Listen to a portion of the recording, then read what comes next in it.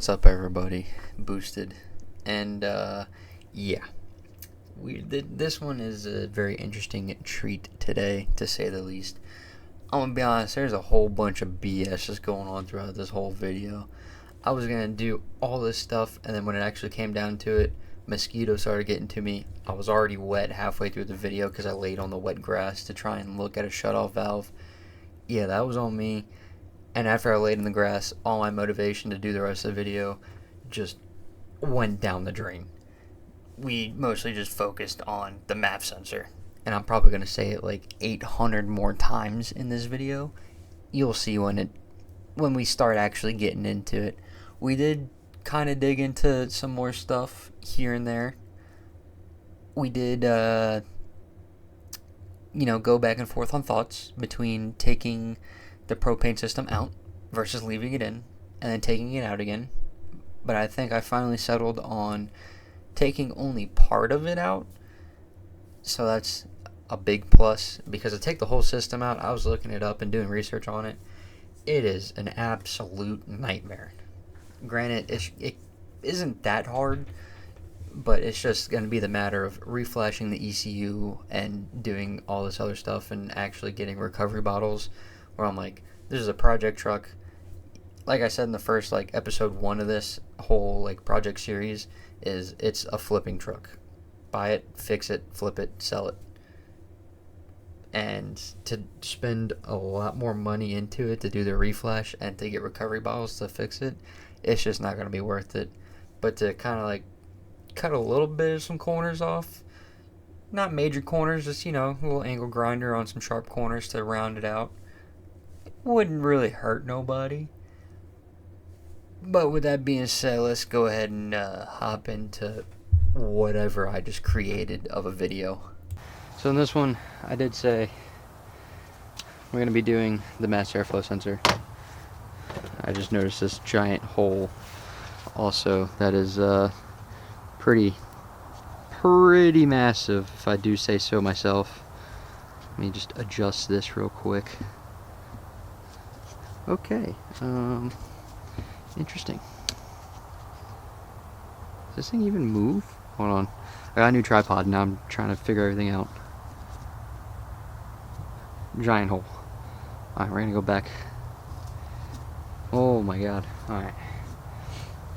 My bad, I'm still trying to figure out the whole tripod thing. No, I'm used to my little tiny one that I just set down. I normally just set it down and forget it. But we're going to be cleaning our MAF using our gum out mass airflow sensor cleaner. You only want to use MAF cleaner for a MAF sensor. You don't want to use brake cleaner or anything like that, because it could damage systems, could corrode them, stuff like that. So mass airflow cleaner for mass airflow sensors. With that being said, we'll go ahead and get started. Taking our little bullet filter here, which is still in good shape. Set that out to the side. And then we'll take this guy. I will just completely remove that. Set that out to the side.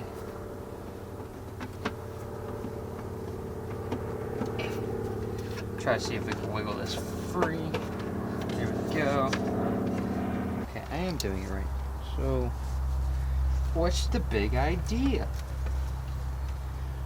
Pinch it, and you pull, and then boom, look at that. Ta-da. Now what we do, improves throttle response. Yeah, that's definitely needed.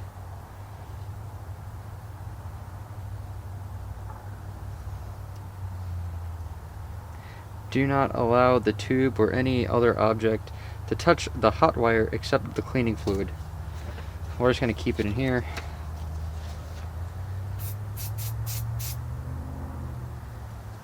Also, I'm going to point out real quick, these sensors or low plugs, you do not want to spray in there. Only into where the sensors actually are. It's pretty important. Might not seem important because it does dry, but it is very important that you do that. Alright, so our MAF sensor has been cleaned. So that is now, should be good to go in at least that portion and aspect of things. If I was muffled, I have my thing on, protect my face so you guys don't gotta see it. 'Cause I'm not really worried about showing anybody that.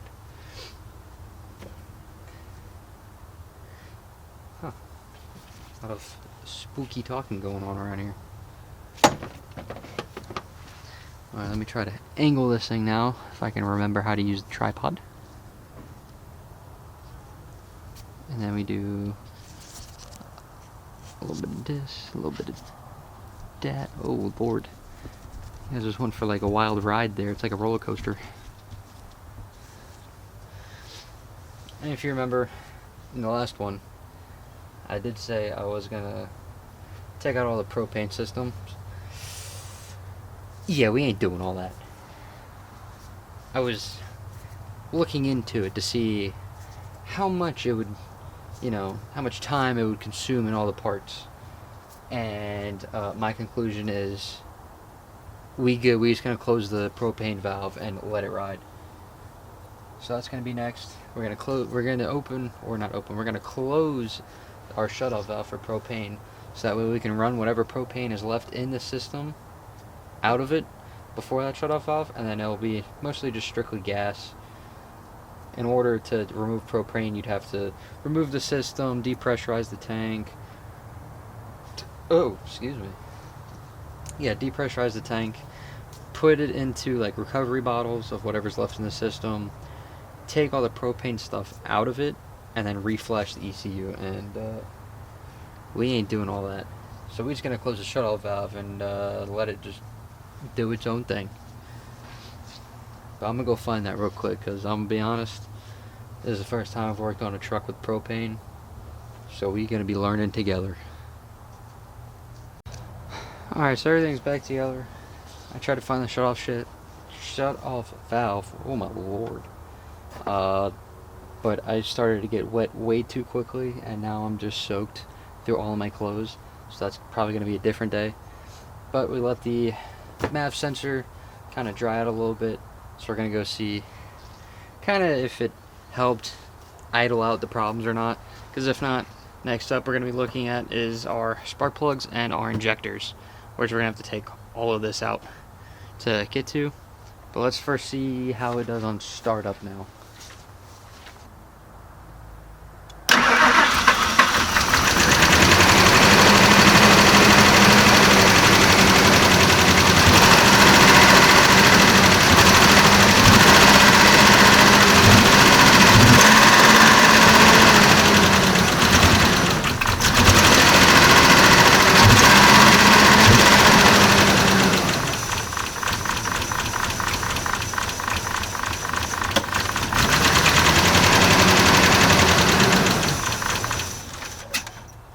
You know what? I'm gonna be honest, that has been the best startup and idle I think I've ever had from this truck. So it was clicking, but our throttle response, way better.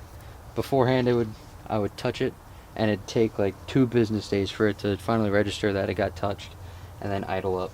So that is good signs, good signs. Next up is we're just gonna take out our intake portion. We're gonna go put it on the trailer so that way we can get more access into it. And then start looking at our injectors and spark plugs.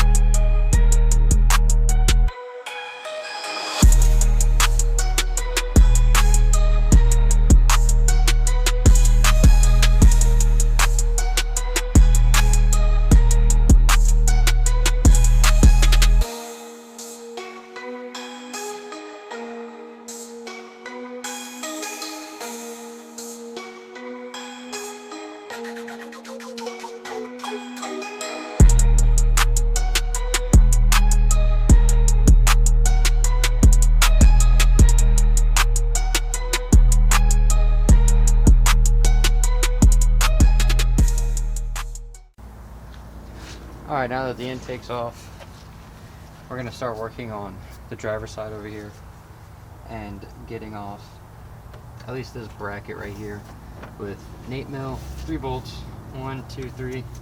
That one's a 10, so I'm going to have to go back and get a new socket for that one.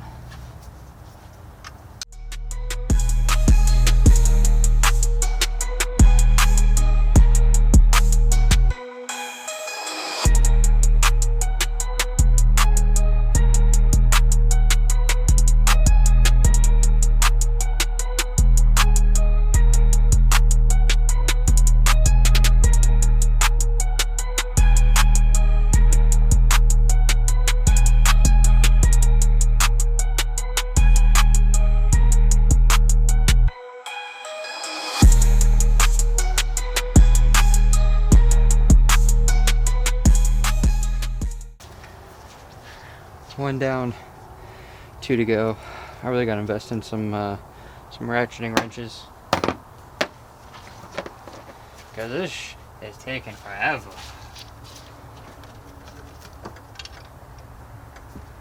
And yes, I do have sockets. I just don't want to dig through the toolbox to find them. Now see, for this I could get the socket, but we're just big and strong and we could power through it. Remember, if you want to do a quick project, find ones that run and drive, but sound a little rough, like I did for this one. I've worked on multiple transmissions and I hate it every single time. So I try to stay away from projects with transmission issues, just non-running issues. Because those ones are pretty easy to find out what's wrong with. Half the time. Well, I do have to say half the time, because sometimes it could be a mystery.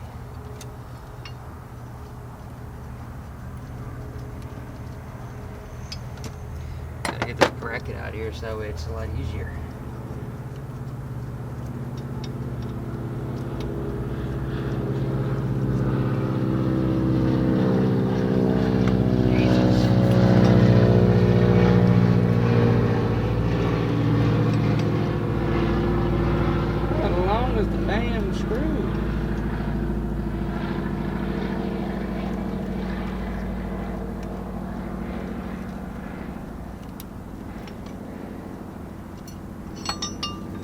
There we go.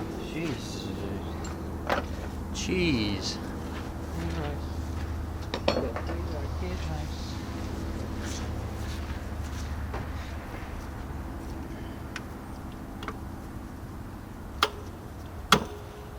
Oh, okay. My glove is ripping.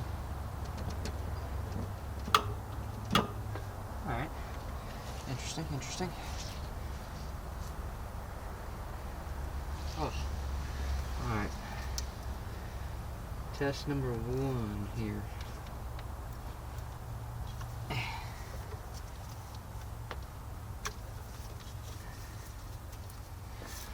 Oh, I forgot about those. Oh, and they're all the way down there. And let me guess, it's not an 8. It's way smaller. Oh, yeah. Oh, on the money the first time. I'm just a genius. I'm not. That shit was pure luck.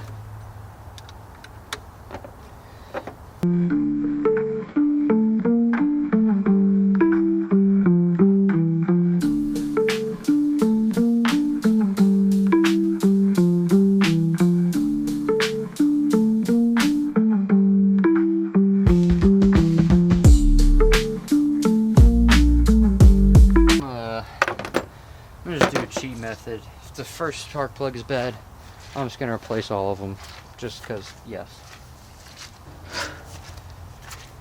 It was hiding from me.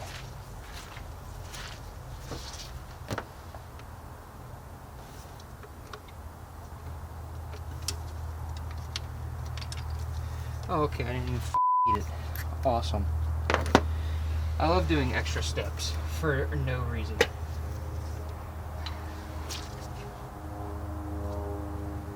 What?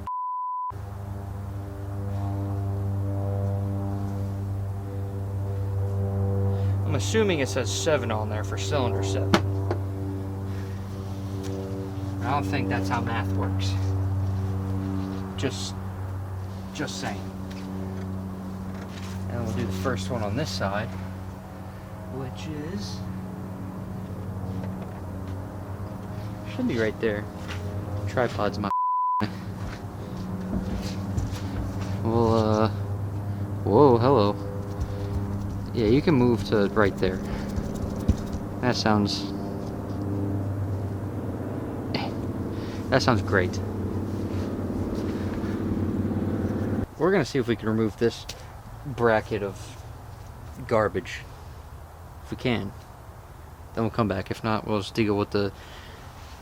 You'll know if we come back and I'm in the middle of taking it out, or if it just cuts to me having the spark plug out. Alright, I came up with an idea. Obviously I can't get that one out because the fuel line's in the way, and I don't want to mess with all that. So, but for propane wise, I can at least take this hose that runs to our supply out, along with our supply for the fuel rails right down in there. If it'll focus. It focused enough. But this one too, that is right here, this one can also be taken out, as that is our secondary from, so it goes from that fuel rail to that fuel rail. It's like a jumper, but this one is our main feed that supplies both, so it goes in, supplies both. I can take that out, put a bolt in there, and just kind of cover it up. What is happening right now? People are blowing up my phone. But yeah, we can go ahead and take this out, put like a bolt in there to kind of block off any propane that gets in there. And then as for this one, we can also take this out because it is a screw, and put a bolt in there. Don't worry about my throttle lever. It's fine. But we're gonna go ahead and put our ignition coils back in for now, and then we'll, I guess, kind of start working towards getting our propane lines taken out. Alright, so everything's pretty much put back together. I just gotta put that mount on there, which we can do real quick, like, because it doesn't take that long, because I just throw you guys around apparently. But yep, we'll go ahead and put the mount on there, and then button it back up so that way we can do the rest of the goods, aka looking more into removing at least this portion here on the fuel line, just that way we can get hopefully a little bit smoother of an idle and a ride, because right now it is rougher than dog piss, and it's not good. We're gonna do this the fun way and climb up on in here. If you've never climbed up in a truck before, be careful where you step. Normally the front end is very supportive. Try not to step on any hoses or any wires. That's never good. These mosquitoes are eating me alive, and it's kind of pissing me off, thinking a lot. Then we get our 10. Badass mosquito. Tighten down our throttle cable area.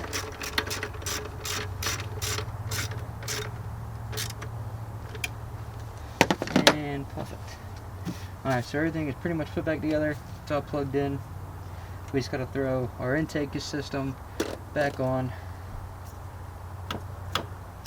That still works.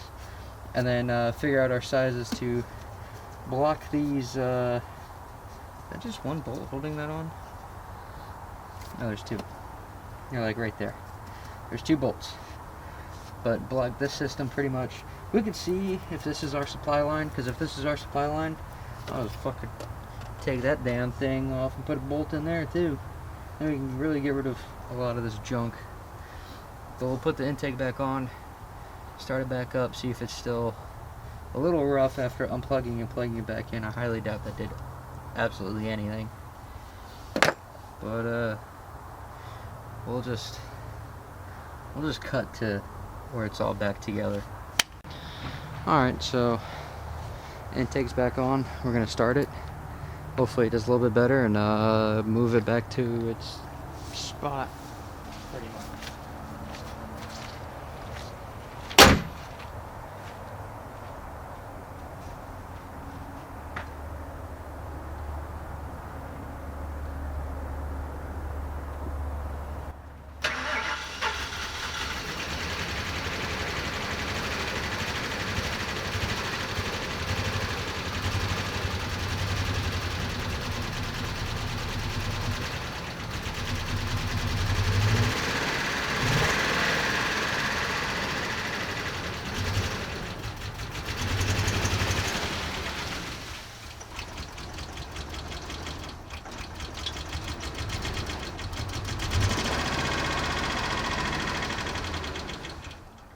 Our tools are ready, and the inside doesn't need anything. Interior is perfect. It's just the engine that we got to worry about, and then hopefully tomorrow we can hopefully dive in and take, I would say take out the propane system, but you know, at least dumb it down to where it's just strictly gas without having to reflash the ECU and do all this other extra stuff to it.